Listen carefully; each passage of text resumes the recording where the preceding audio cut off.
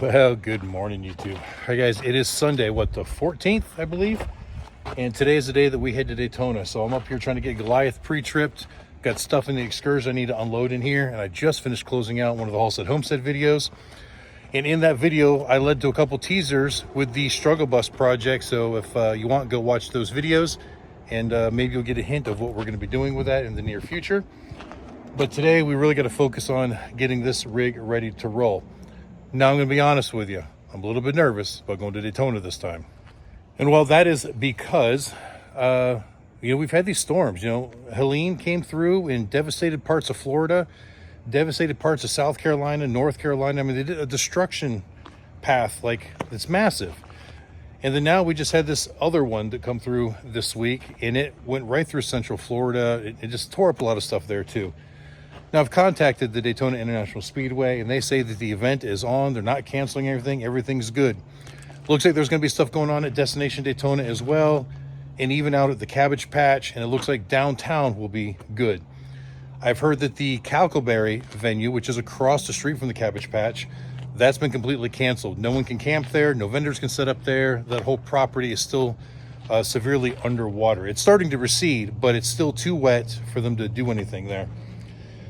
Well, that's going to lead to a lot of vendors not coming. I've heard of a handful of vendors that are not going to do Daytona. They're not going to do Panama.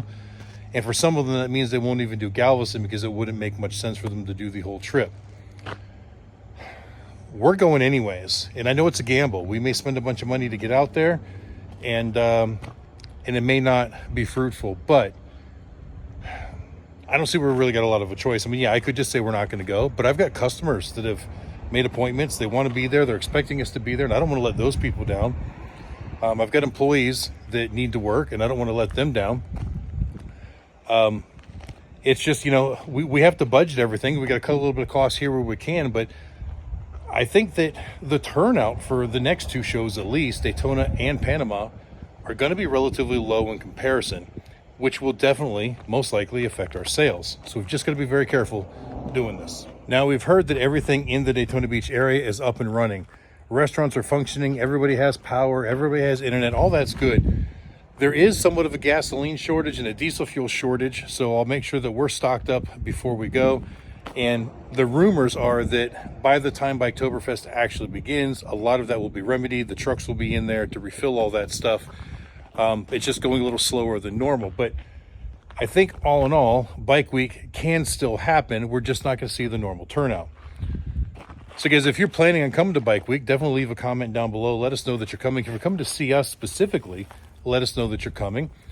And hopefully there won't be too many people that get scared of the whole thing. I get it. There's a lot of people that got bigger fish to fry right now, things they got to deal with, houses that are destroyed, or even communities that they're just volunteering to try to help. And I get that. So if you've got stuff like that to do, I totally understand you're not coming. But for those of you that don't have any ties like that, well, then I think it's still a good idea if you wanted to come, to go ahead and come out, because those communities can definitely help with the revenue. Keep in mind, all of us vendors that are out there, we sell our products, we collect sales tax, which all goes back into that community. So there's still a benefit to what we're doing. So we're going to give it a try. We're going to hope that it all works out and we don't lose our ass. All right, so I've checked all my fluids, my belts, steering, all that stuff under the hood. So I think I'm ready now to go ahead and fire the truck up. I'm going to move it over in front of the store so that I can hook up the garden hose and fill the water tank with water. Then I'm going to start checking the gas cans. I'm pretty sure we topped them all off before we left Tennessee. So as far as generator fuel, we should be good on that. And then I'm going to check the fuel in the motorcycles and make sure that they're all topped off before we go as well. Maybe I'll bring a couple extra gas cans from home, top them off, just in case. So I got Goliath all prepped and everything, and I'm back out at the house. And I don't know if you guys remember this rig, but this is Rebels. Rebel was a friend of ours who got injured while we were out at the Sturgis rally, and he is paralyzed from like the chest down. So he wasn't able to drive his truck home. In fact, he is still in Rapid City. Anyway, Talon drove his truck back here after the Sturgis rally, and we've been storing it here until now. But now that we're on our way back to Daytona, this rig has got to go to Daytona with us because that's where Revel calls home base. They're still trying to figure out a way to move him from Rapid City back out to Daytona. There's still a GoFundMe in place. The link is in the description if you guys have it in your heart to help out. Not only just the transportation costs, but I guess Rebel lives in a mobile home, and the mobile home is not handicapped accessible. So they're trying to do upgrades to that to make it where he can live there once he gets back. So Talon's trying to load his bike into the back of the trailer as well. So this is Rebel's little roadhouse right here. He's got his VTX in here, and Talon is trying to squeeze the Hayabusa in here as well so that it can get back down to Florida and he can take it home with him. And he tied up his little mini-me that he picked up while we were out in South Dakota in the bed of the truck. So now we're just trying to get it strapped down and safe, throwing a bunch of blankets over top of it just to keep it safe on the trip there. I think the idea is once we get to the speedway, then Talon can go deliver this down to Cabbage Patch, which is where Scott DeMonico is, and he's the one that's really been trying to help Rebel with all this stuff. He will then take possession of the truck and the trailer. Talon can just pull the motorcycle out and ride it back up to the speedway. All right, so Zach is gonna ride Talon's bike, and Talon is gonna take Rebel's truck. I'm in the excursion, got a few more things loaded in here that we gotta take. We're gonna go load Talon's motorcycle up and go ahead and stage Rebel's truck next to Goliath.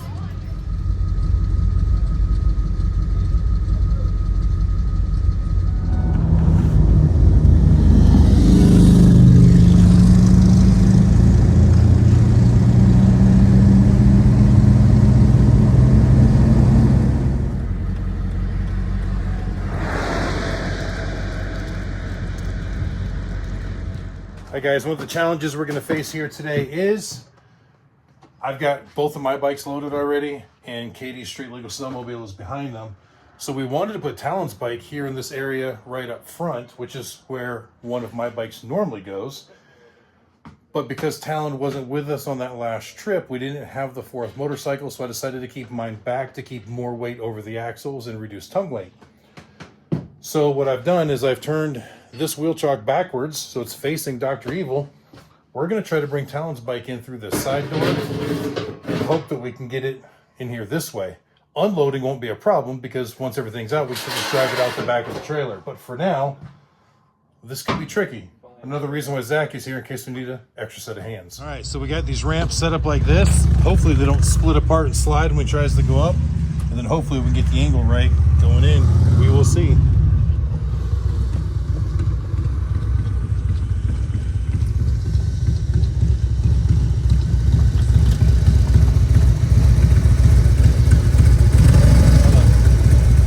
Yeah, it's a good idea. Strap them together, that way they can't split.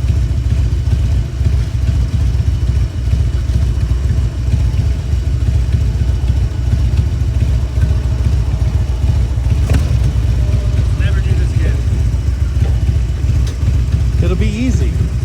I promise. Hey, just ride it through that. Talon's a little nervous.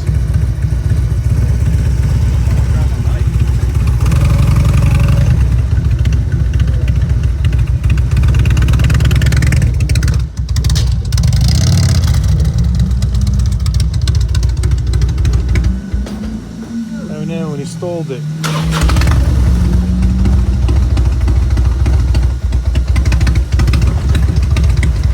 You're in. Now we just gotta fidget it.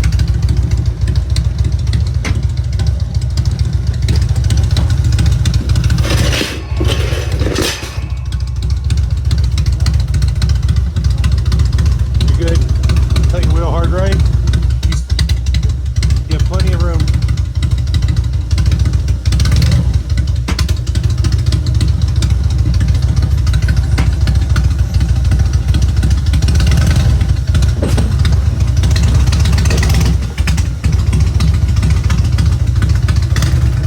It's in. That actually went relatively smooth. I think it was definitely easier than unloading the other motorcycles in order to get it in. It's all in the rider. Success. Talon's got skills, yo.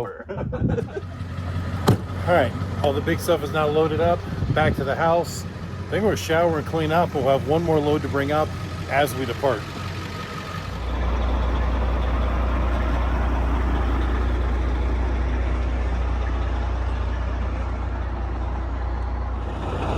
All right, guys, well, here we are, both rigs pretty much ready to roll. Katie and Michaela are putting in the last couple of items inside Goliath, and then we should be ready to roll. Everything's warming up. It's like 8:30 at night right now, maybe 8:45, I don't know.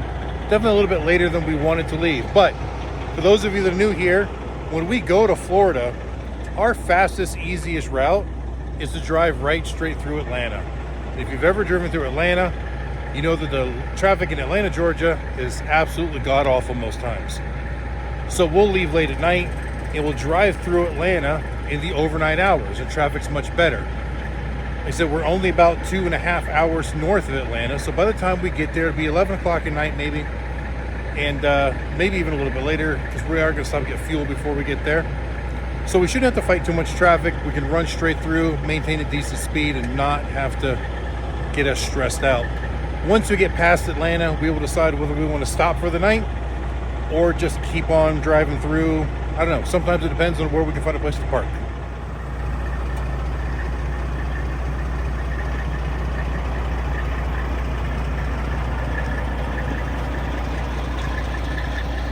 It's a lot of lights.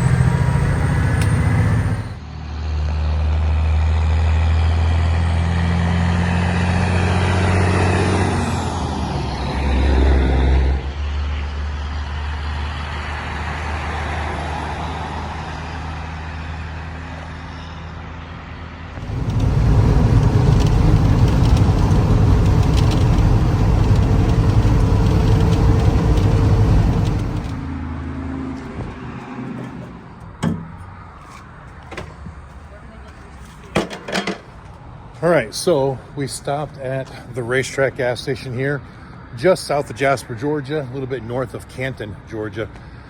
Again, this is like the last gas station before this highway out here, which is Highway 515, becomes Interstate 575.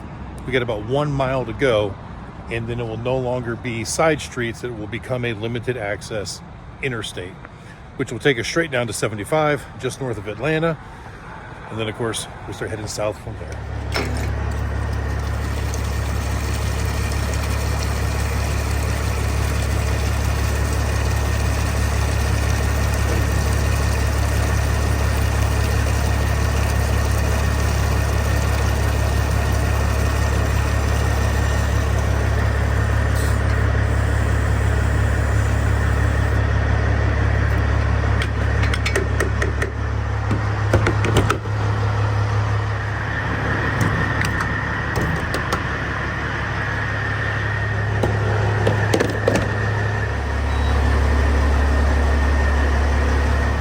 So we got her all fueled up, got the windshield cleaned, got the mire of that beautiful red Peterbilt right there, and we're gonna cap it back off and get back on the road.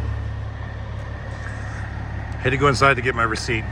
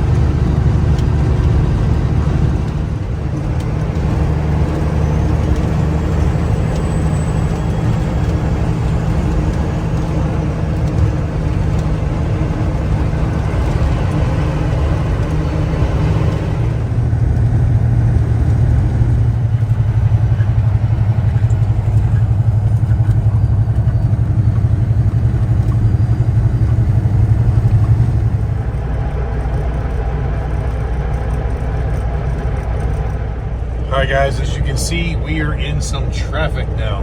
We are 9.2 miles away from the rest area that we're hoping to stop at. And then we hit traffic. Don't know why yet. It is 1:36 a.m. in the morning. We're ready to stop and get a little bit of rest. It's kind of cool seeing the reflection of Goliath in the back of the truck in front of us, though. Alright, so it's been about 10 minutes now, and we're just creeping along a little bit here, a little bit there, but spending more time stopped than moving. We can hear chatter on the CB radio. Remember, I can listen, but I can't transmit.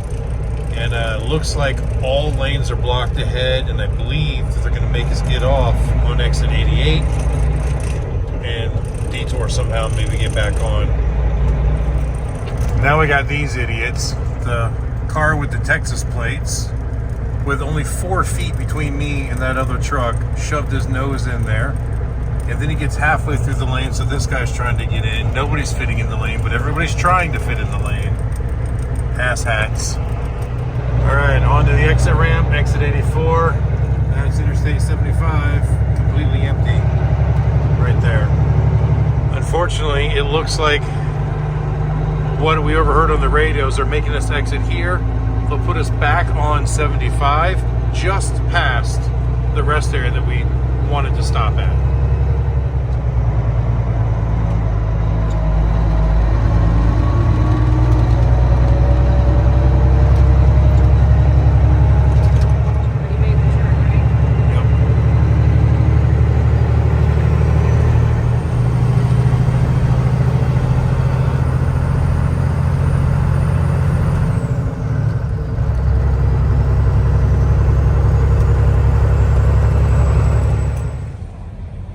All right, we finally got parked, but not where we wanted to.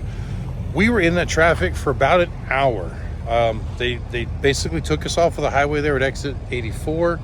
We went up to, I think it was Highway 41, made a left-hand turn, only went up like a block and a half, made another left-hand turn onto Washington, which brought us right back to the interstate. The detour wasn't too bad. But it basically just got us around the accident. As we were coming back up into the interstate, we could actually see the accident scene behind us, and unfortunately it's looking like somebody lost their life, which is never a good thing. But it didn't make us miss the rest area like we thought it was going to. So luckily we were only a couple more miles from the rest area. We pulled in. There was not a spot to be found in that rest area, which was unfortunate. So we just kept on driving. We got down to exit 60, which is Tifton. Talon needed fuel, so I think he stopped at 63 to get gas in Revel's truck. We went to 60 because there's a Pilot there and a Circle K truck stop. Looped through both of them. There was probably 10 spots at the Pilot, none of which I could get into. So we got back on the interstate. Now we're at exit 29. I thought we were going to the Bigfoot Travel Center, but I don't think this is what it is. It's like a small gas station, truck stop. It's not very big. I haven't been inside yet, but it's... Anyway, we found a spot. We got Goliath right there. We got Rebel's truck right there. This is where we're going to call it tonight. It's 4:45. It's definitely a little bit later than we wanted to drive. And we're only 29 miles from the Florida border, so we're not that far tomorrow. So maybe we'll sleep in a little bit and then make that final trek. Ben just to do her business before we go to bed.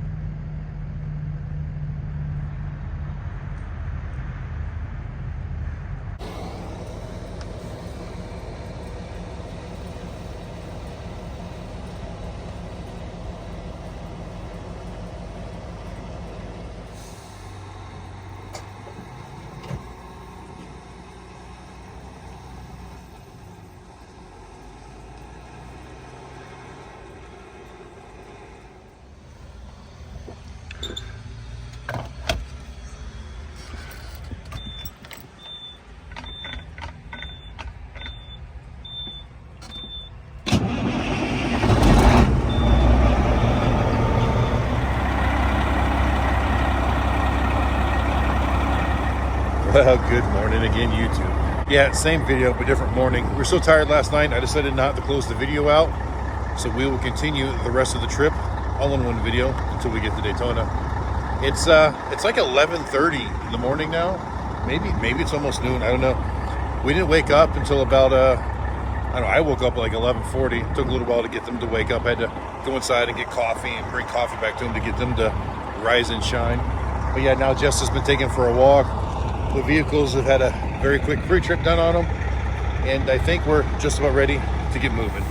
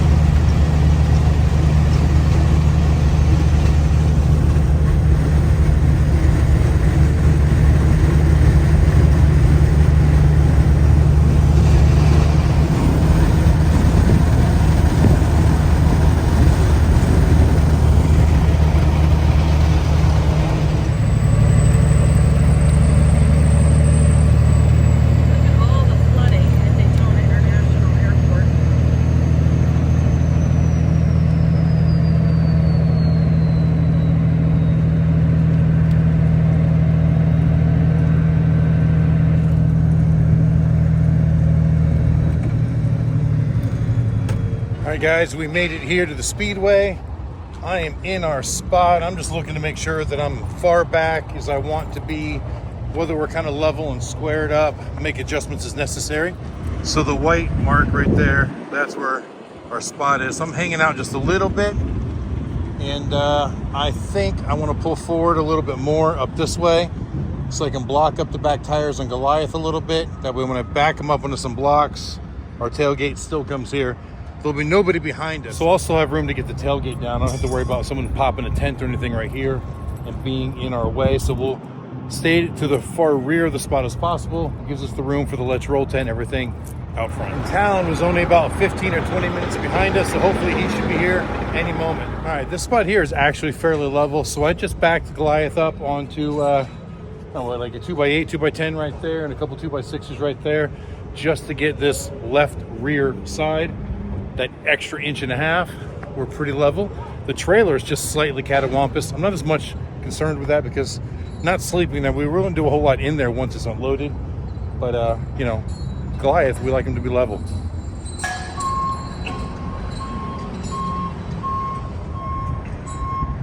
Talon just showed up. He actually stopped by Buc-ee's to top the truck off with fuel, so that when we give it back to Revel, it's got some fuel in it. And he brought me a Buc-ee's burrito, like a good son. Extra And Katie got a chicken sandwich.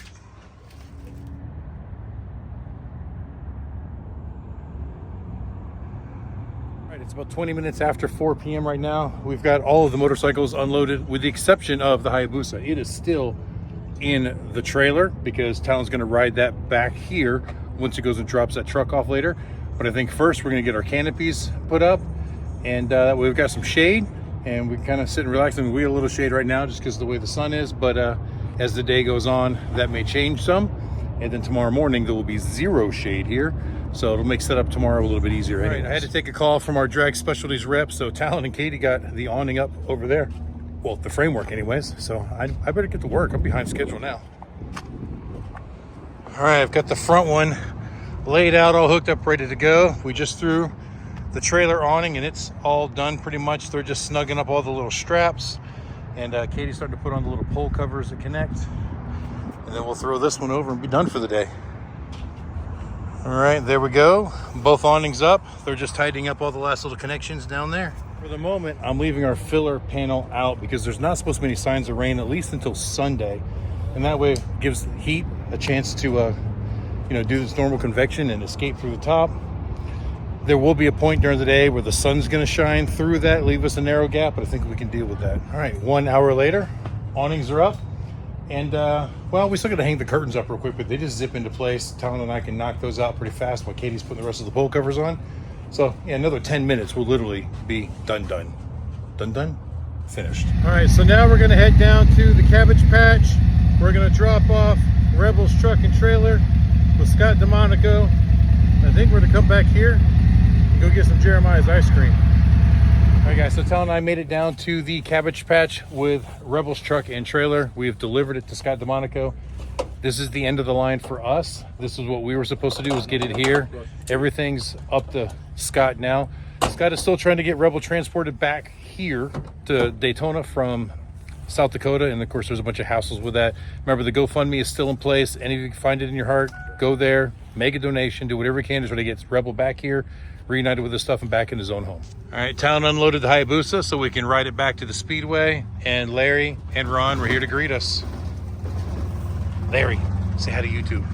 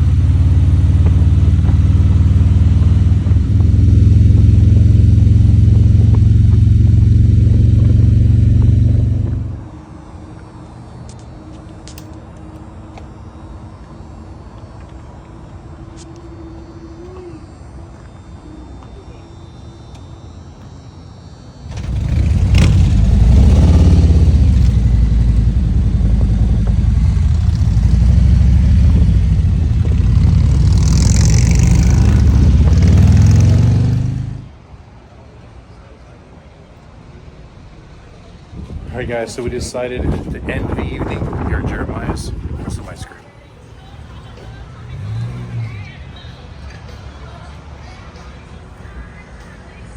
All right, guys, and you know that if there's a Wawa near, that's where I'm going to be to get my evening coffee as I edit my video. The one thing I did notice today, as the sun was up and we were driving through South Georgia, that last 30 miles, and even in parts of northern Florida and across 10 Lake City area, there were a lot of downed trees from the storm. When Helene came through, it did a lot of damage down there. The cleanup efforts are well underway. You can see that there's a lot of water in some places. Billboards just destroyed. So there was definitely a lot of damage, but there were no road delays. The path to get here is free and clear, and I don't think you should be worried about travel as far as coming here. And when I opened this video, I also mentioned there were concerns with getting fuel and gasoline and everything, and that's what I had heard yesterday, that it was an issue. But now that we're here today, Talon had to gas up the truck. I'm at the Wawa, they've got plenty of gas. The Buc-ee's has got plenty of gas.